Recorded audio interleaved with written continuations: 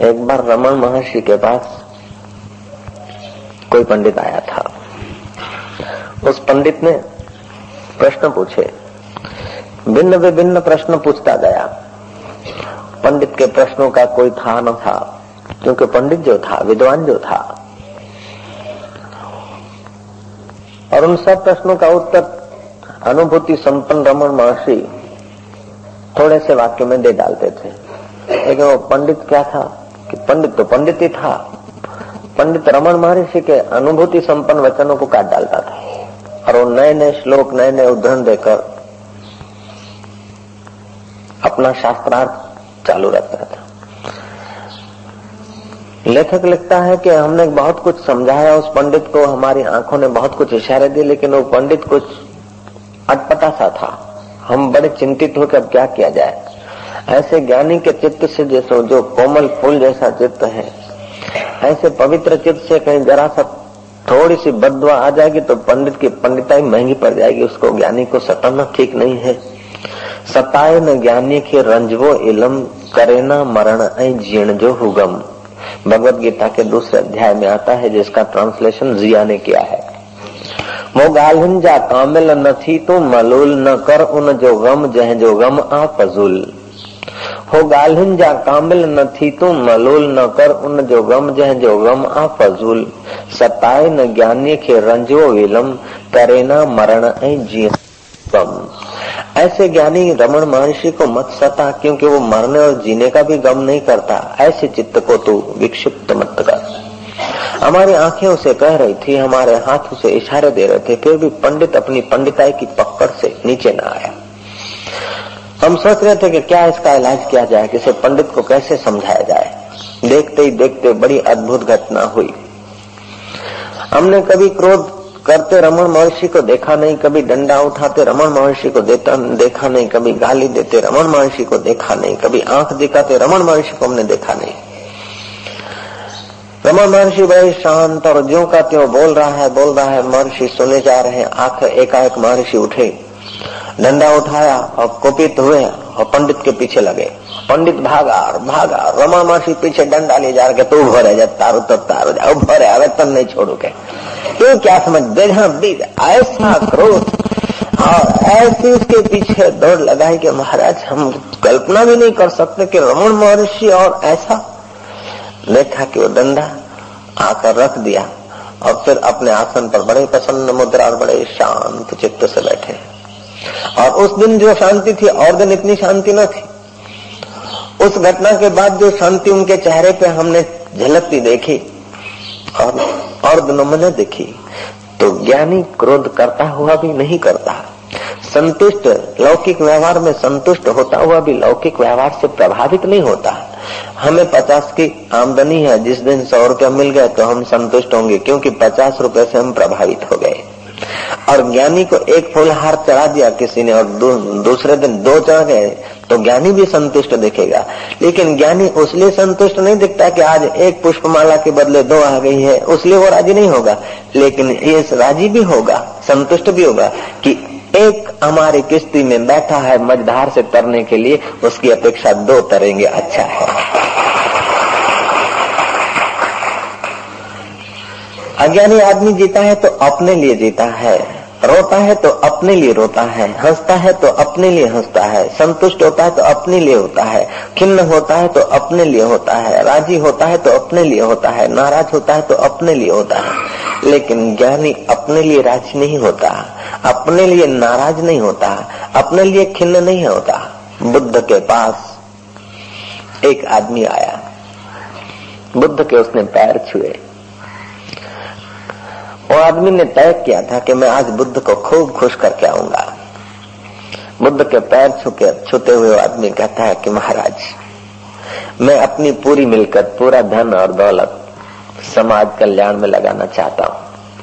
मैं अपना पूरा जीवन समाज के हित में लगाना चाहता हूँ। आज से मैं शपथ लेता हूँ कि अब मैं लोक कल्याण का काम करूंगा, मैं लोगों के उद्धार का कार्य शुरू कर देता हूँ। बुद्ध के आगे इतना कहना ही था, बुद्ध के आंखों से आंसू टपका। आदमी घबराया कि बुद्ध और दुखी हो गए। इतना कोमल दिल को हमने सताया। सताए न ज्ञानी खे रंजवो इलम, करे ना मरण ऐं जीअण जो हुवम। ओ ॻाल्हियुनि जा कामिल न थी तूं मलूल, न कर उन जो गम जंहिंजो गम आ फज़ूल। सताए न ज्ञानी खे रंजो इलम, करे ना मरण ऐं जीअण जो हुवम। उस ज्ञानी को, उस बुद्ध पुरुष को आंख में आंसू, तुम्हारी बात ऐसी निकली कि ज्ञानी के आंख से आंसू बरसता है, ज्ञानी दुखी हो रहा है। सभा में बैठे हुए लोग चिंतित हुए, आनंद भी बड़ा दुखित हुआ। वो आदमी फिर से पैर छूता है, कहता है कि भगवान मैंने तो आपको दुखी करने के लिए कुछ नहीं कहा। और बुद्ध पुरुष रोले, बड़ा कठिन है, ज्ञानवान को दुखी करना बड़ा कठिन है, अज्ञानी को सुखी करना बड़ा कठिन है, और ज्ञानी को दुखी करना बड़ा कठिन है। अज्ञानी से अपना कल्याण करवाना कठिन है और ज्ञानी से अपना अकल्याण कराना कठिन है। श्री राम। जैसे मम्मी और पापा तुम्हारा अकल्याण नहीं कर सकते हैं और दुर्जन तुम्हारा कल्याण नहीं कर सकता ना। दुर्जन से तुम्हारा हित चाहना कठिन है और माता पिता से तुम्हारा अहित कराना कठिन है। तुम 1000 अंगड़ाई करोगे, वो तुम्हें डांटेगी, आंख दिखाएगी, तमाचा चलेगा उसके हाथ से तो 2.5 सेर का, और तुम्हारे गाल तक आएगा तो 2.5 तोले का हो जाता है ना। वो खिन्न होती हुई मां दिख रही है, वो मुंह टंगू भनी छड़ीने से, मुंह तो समझी जा तो चरी जा पुट, मुंह अखियों दाग दे कड़ी छड़ीने से। मम्मी बोलती है बच्चे को, मुंह तो समझता क्या है। तुम जप करते हो तभी भी जप नहीं करते हो, तुम चुप बैठते हो तभी भी चुप नहीं बैठते हो। सच पूछो तो जब तक भीतर ना समझी है तब तक जो कुछ करते हो सब एक खड्डे से निकलकर दूसरे खड्डे में और दूसरे खड्डे से निकलकर तीसरे खड्डे में। कबीर कहते हैं मीन सुखी जहां नीर अगाधा। तुम सागर में नहीं जाते यार, जब तक सागर में नहीं पहुंचे और सागर में जाने की तरकीब तुमने नहीं जानी तब तक तुम एक मौन मंदिर में बैठो क्या, 1000 मौन मंदिर में बैठो, फर्क भी क्या पड़ता है। लोग बैठ ही रहे हैं। कितने कबीर बने हैं मौन मंदिरों से, नहीं बन पाएंगे। मौन मंदिर के साथ यदि परम मौन के द्वार की खबर मिल जाए, मौन मंदिरों के साथ यदि परम मौन के द्वार खुल जाए, पेलो अमथो गलबोन शेंदो 4-5 मित्रों, 4-5 साथी, भोजू और भोजू के अमथा आदि साथी एक दिन तय कर लिया कि अब मौन में बैठना है। मौन में बैठने से बड़ी शक्ति विकसित होती है, मौन में अथाह सामर्थ्य है। तो अमथा ने और भोजू ने और गलबा ने और करोड़ीमल ने, ये 4-5 मित्रों ने करोड़ीमल, अमथा, गलबा, भोजू ये सब तय कर चुके थे कि अब हम एकादशी है, आज एकादशी से मौन रहेंगे और पूनम को खोलेंगे, चांद को देखकर, पूर्णिमा को चांद को अर्घ्य देकर मौन खोलेंगे। गांव में खबर फैल गई, तालुके में खबर फैल गई कि अमथा, सेंधा, भोजू, करोड़ीमल ये मौन पर उतरे हैं।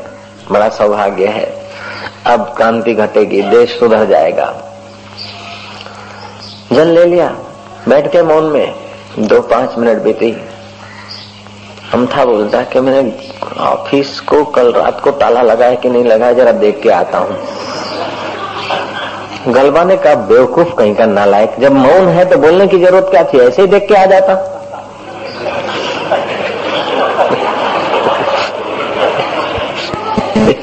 करोड़ीमल कहता है कि अरे पागल, ऐसे ही देख के आ जाता, तेरे को बोलने की क्या जरूरत है, ऐसा बोलकर तूने अपना मौन खोला। तब भोजू बोलता है नादान हो, एक दूसरे को समझाते समझाते अपना मौन तोड़ रहे हो, तुमको पता ही नहीं मौन कैसे रखा जाता है।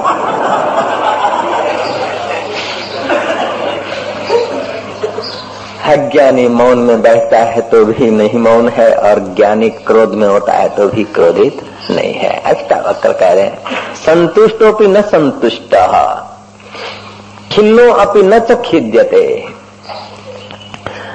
तस्याश्चर्य दशाम ताम ताम तादृशा एव जानन्ते। धीर पुरुष संतुष्ट होकर भी संतुष्ट नहीं होते हैं, दुखी होकर भी दुखी नहीं होते हैं। उनकी इस आश्चर्यमय दशा को उन जैसे ज्ञानी ही जान सकते हैं, दूसरे की गम नहीं है। क्योंकि अज्ञानी अपना जीवन जीता है, अपने विषय में तो ज्ञान होता है और दूसरे के विषय में अनुमान होता है। हमें जब क्रोध आता है, भौहें चढ़ जाती है, आंखें लाल हो जाती है, खून दौड़ने लग जाता है, चेहरा लाल हो जाता है, मुट्ठियां भिड़ जाती है, चित्त में आग बरसने लग जाती है और हमारी आंखों के द्वारा आग आग हो जाती है। अब रंगमंच पर भी किसी की ऐसी दशा देखो तो तुमको लगेगा कि बड़ा क्रोधी हो रहा है। रंगमंच पर कोई क्रोध करके दिखा रहा है, वो भीतर शीतल हो सकता है उसी समय। रंगमंच पर हो सकता है कि अभिनव करने वाला कभी सत्य में आ जाए और वो अभिनव वाला क्रोध भी सत्य में कर ले, लेकिन ज्ञानी कभी संसार को सत्य नहीं मानता, उसलिए वो खिन्न होता हुआ भी खिन्न नहीं है और संसार की घटनाओं से प्रसन्न होता हुआ भी जिस अर्थ में अज्ञानी प्रसन्न होता है उस अर्थ में वो प्रसन्न भी नहीं होता। ज्ञानी रोता हुआ नजर मालूम हो, ज्ञानी की आंखों से आंसू टपके में तो जल्दी से निर्णय मत मान लेना कि हाय हाय बेचारा बहुत दुखी है क्योंकि बेटे मर गए हैं, बेचारा अपघात करने जा रहा है। वशिष्ठ महाराज बड़े खिन्न हो गए थे, उनके 100 के 100 बच्चे विश्वामित्र ऋषि ने मार डाले थे। वशिष्ठ महाराज गंगा में कूद पड़े अपघात करने को, गंगा सूख गई। दूसरी जगह जहाँ गहरा पानी था वहां कूदे, वहां गंगा थोड़ी कम हो गई और प्रकट होकर हाथ जोड़कर प्रार्थना करने लगे कि आप जैसे धीर पुरुष, आप जैसे ज्ञानवान पुरुष मुझ में ब्रह्म हत्या करेंगे तो महाराज मैं तो ज्ञानियों के चरणों में तो अपने पाप धोती हूँ।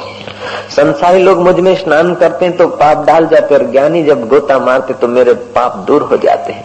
हम कपड़े धोते हैं तो नदी में मैल जाता है, हम कपड़े धोते हैं तो कपड़ों का मैल पानी में चला जाता है और जब निर्मली डालते हैं तो पानी का मैल भी चला जाता है।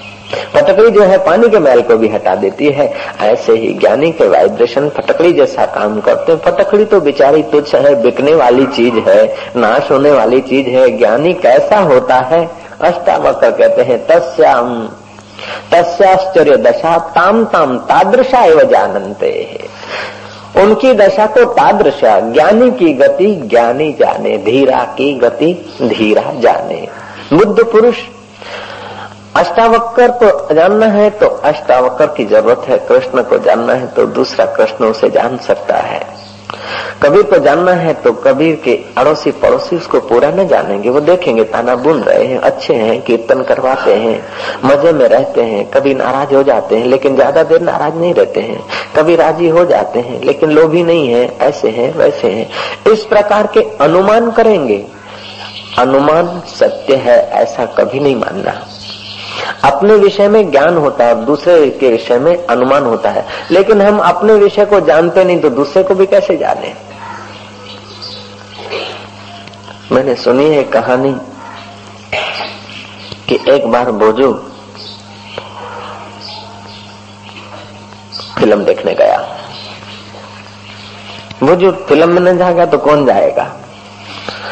मजे की बात है कि फिल्म में हम ऐसा ऐसा देखते हैं कि होता तो कुछ नहीं है, होती तो केवल कल्पना है, प्लास्टिक की पट्टियां हैं।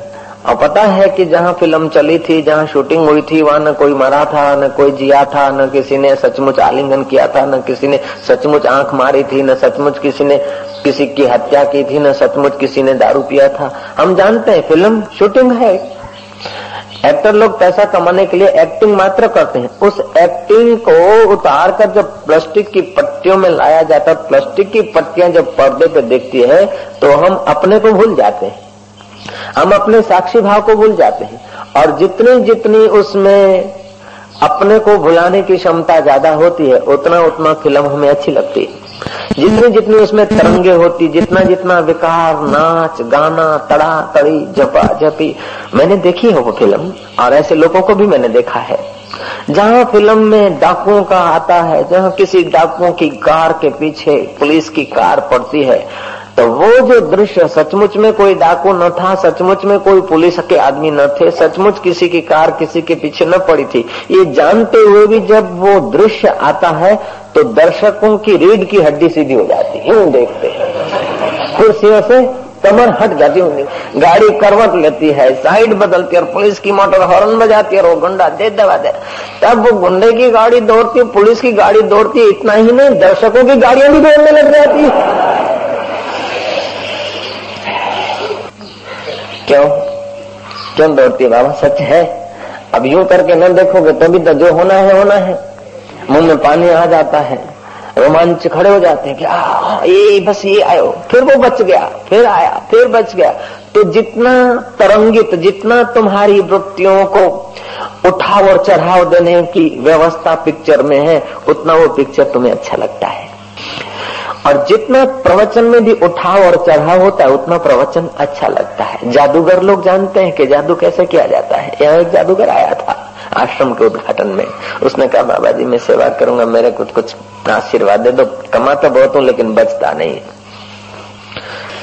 तो उसने दिखाए अपने रंग, और बड़े आकर्षक रंग थे। उन रंगों में एक रंग उसका ये भी था कि उसने कहा कि आज तुम बाबा जी के आश्रम में सबने कुणका तो खाया, भंडारा तो खाया, लेकिन मुझ गरीब की खिचड़ी भी खाते जाना तुम लोग। मैं अभी अभी खिचड़ी बनाता हूँ और तुम जो 2-4 हजार आदमी हो सबको खिला देता हूँ। उसने 2 कटोरियां मंगाई और कटोरी में चावल लिए और 3 पत्थर रखे।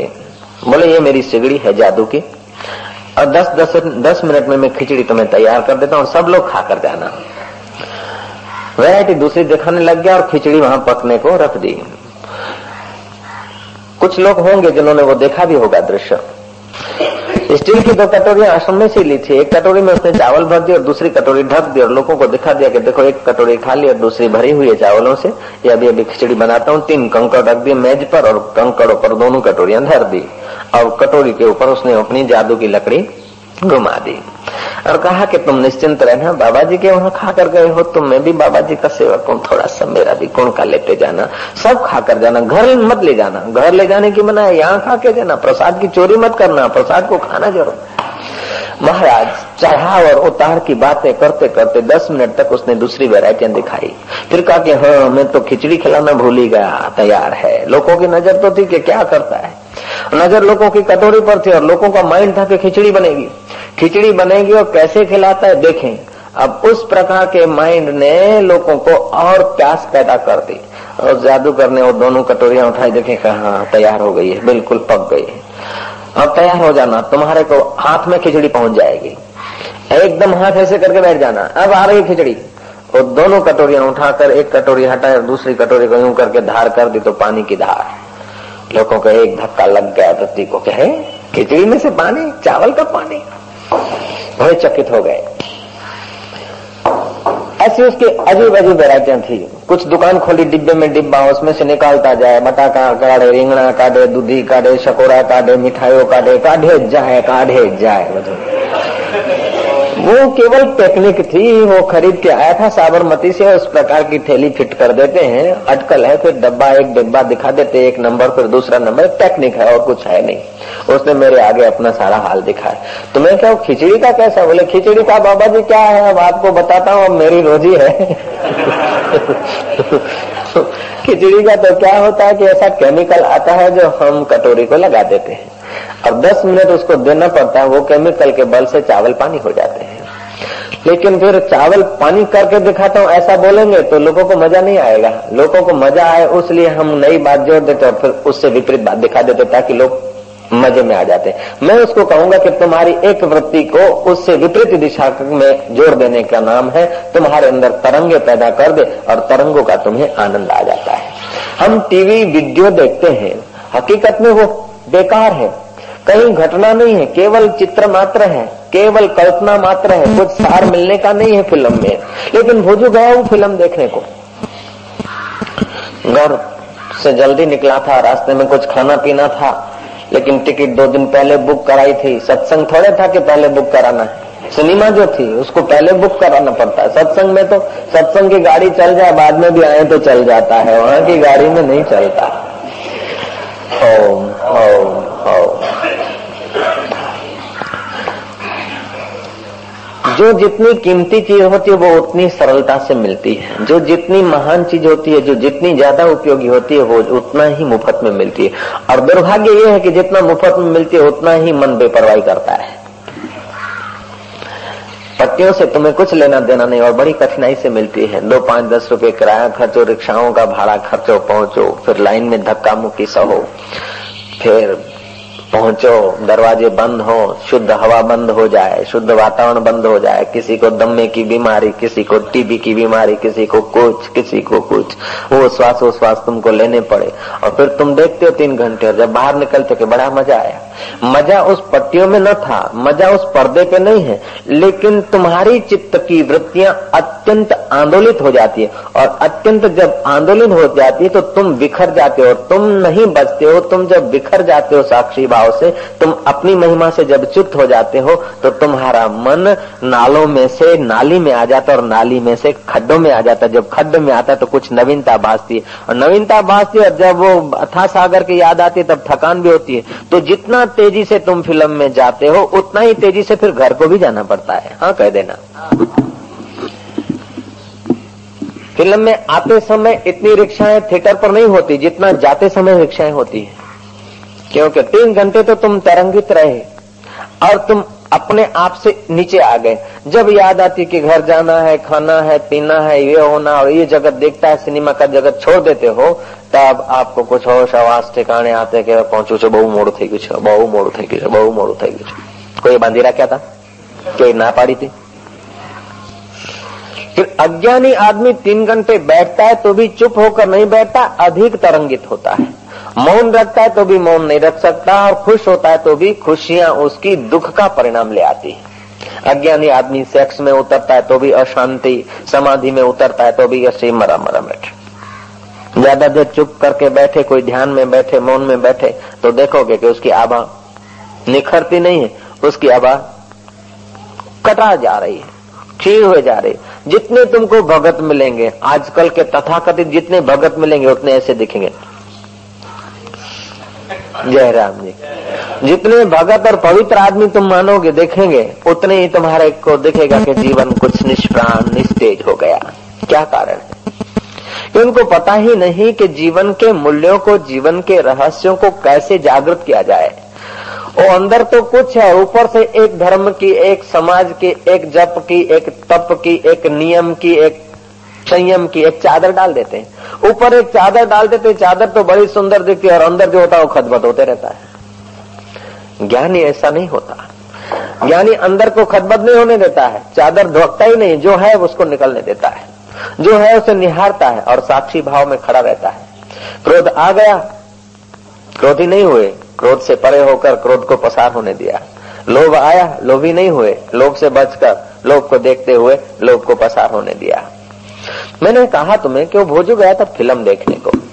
फिल्म देखते देखते वो जल्दी जल्दी टिकट लेकर पहुंचा था, 2 दिन पहले की थी, टाइम चले जा रहा था, भोजन करना बाकी था, खा लेंगे रास्ते में। फिर रास्ते में कुछ मेल नहीं पड़ा, पहुंच गया बकरा डब्बे में और डब्बा हो गया बंद।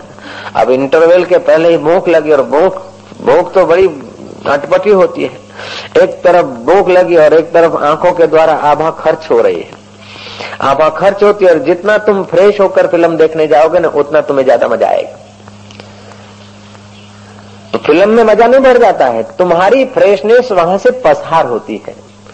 तुम जब क्रिकेट देखते हो तो क्या है, क्रिकेट खेलने वाले तो 1000, 2000, 5000 रुपए के बेचारे ग्राहक होते हो तो कमाने को आते हैं, और जो व्यवस्था करते हैं उनकी भी अपनी अपनी व्यवस्था होती है। जो देखता है तो उसको क्या क्रिकेट देखने से सुख मिलता है? दिखता है कि क्रिकेट देखने से सुख मिलता है, हालांकि क्रिकेट देखने से सुख नहीं मिलता। तुम 4 कलाक 5 कलाक रात को जो नींद लिए हुए हो, जो तुमने आभा संपन्न की है, जो तुम क्रिएट हुए हो, तुम्हारी शक्ति वो नेत्रों के द्वारा बिखरते जब धक्के लगते हैं तो तुम थोड़े थोड़े टूटते जाते हो, थोड़े थोड़े बिखरते जाते हो। बिखरते जाते तो बड़ा मजा आता है और जब वो फिल्म पूरी हो जाती है, क्रिकेट मैच पूरी होती है, फिर तुम्हारी थकान बहुत ज्यादा हो जाती है। लेकिन 1-2 नहीं, सब उसी भीड़ में लगे। इतने आदमी देख रहे हैं, इतने जो देख रहे हैं, इतने जो देख रहे हैं, दे गाड़िया परवाह, दे धनाधन, एक दूसरे के पीछे लगे हैं और अपनी आभा पूरा जीवन खर्च हो जाती है। कोई फिल्म में खर्च कर देता है, कोई उसमें खर्च कर देता है, कोई उसमें खर्च कर देता है। तो कबीर बोलते हैं, मीन सुखी जहां नीर अगाधा। क्रिकेट में अगाध सुख नहीं, फिल्म में अगाध सुख नहीं। हालांकि हर मछली अगाध जल में जाने का प्रयास कर रही है और हजारों मछलियां हैं जिनको मैं जानता हूँ, वो भी अगाध जल में जाने का प्रयास कर रही हैं, फिर भी एक खड्डे से निकलकर दूसरे खड्डे में, दूसरे खड्डे से निकलकर तीसरे खड्डे में, और तीसरे खड्डे से निकलकर फिर नाली और नाले में जाती है। जब नदी में आती तो फिर वही गलती करती है कि नाले में आ जाने की। नदी क्या है?